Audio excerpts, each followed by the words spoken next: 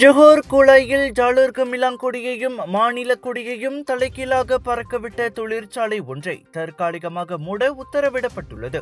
அக்கொடிகள் நாட்டின் மற்றும் மாநிலத்தின் அடையாளம், கண்ணியம், இறையாண்மையை பிரதிபலிப்பவை.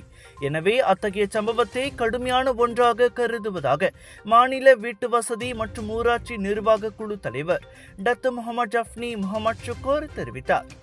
அவ்விவகாரம் குறித்து விளக்கம் மற்றும் உறுதிமொழி பெறும் வரை கூலாய் நகராண்மை கழகம் சம்பந்தப்பட்ட தொழிற்சாலையை தற்காலிகமாக மூட உத்தரவிட்டுள்ளது. அதே சமயம் அவ்விரு கொடிகளும் உடனடியாக சரி செய்யப்பட்டுவிட்டன. காவல்துறை அதன் தொடர்பில் விசாரணை நடத்தி வருகிறது. அத்தொழிற்சாலையின் இயக்குநர் விளக்கம் அளிக்க அழைக்கப்படுவார். விசாரணை முடிவடையும் வரை மாநில அரசு காத்திருக்கும் என அவர் கூறினார். இதனிடையே ஜொஹோர்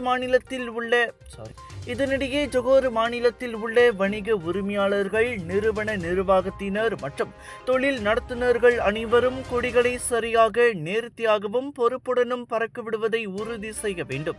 கவனக்குறைவை ஒரு காரணமாக கூற முடியாது.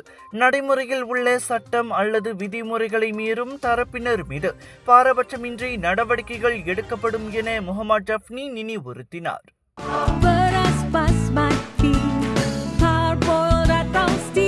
நீளமானது, தரமானது, சுவையானது, ஆரோக்கியமான அரிசிக்கு உன்னதமான தேர்வு.